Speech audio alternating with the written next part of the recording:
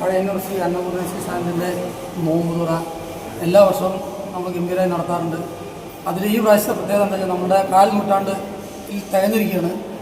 നമ്മളുടെ ഈ നോമ്പ് തുറയ്ക്ക് വേണ്ടി നമ്മുടെ സഹപ്രവർത്തകർ എല്ലാവരും ആത്മാർത്ഥമായിട്ട് സഹായിച്ച് ഇത്രയും കേമമാക്കി ഇത്രയും ഗംഭീരമാക്കി തരാൻ എല്ലാ സഹോദരന്മാരും നമ്മുടെ കൂടെ നിന്നും ഇന്നത്തെ ഈ നോമ്പ് തുറ അതിഗംഭീരമാക്കാൻ തന്നെ തീരുമാനിച്ചു.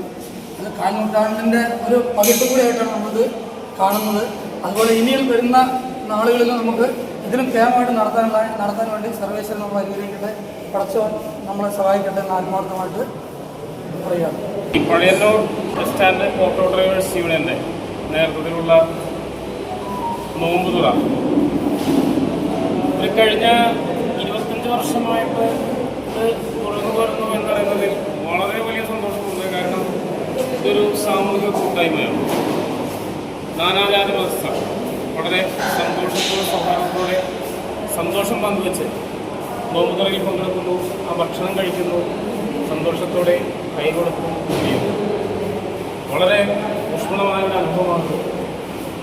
ഈ അസോസിയേഷൻ്റെ പ്രസിഡന്റ് ശ്രീ സുരേഷ് കുമാർ, ഇതിൻ്റെ സെക്രട്ടറി ശ്രീ കൃഷ്ണൻകുട്ടി, ഇതിൻ്റെ നേതൃത്വത്തിൽ പഴയന്നൂർ ബസ് സ്റ്റാൻഡിലെ ഈ ഓട്ടോ ഡ്രൈവേഴ്സിൻ്റെ ഈ ഒരു ഉദ്യമം തുടർന്നും വരും വർഷങ്ങളിൽ നല്ല രീതിയിൽ തന്നെ ഇതുപോലെ നടത്തപ്പെടട്ടെ എന്ന് ഞാൻ ആഗ്രഹിക്കുന്നു, പ്രാർത്ഥിക്കുന്നു.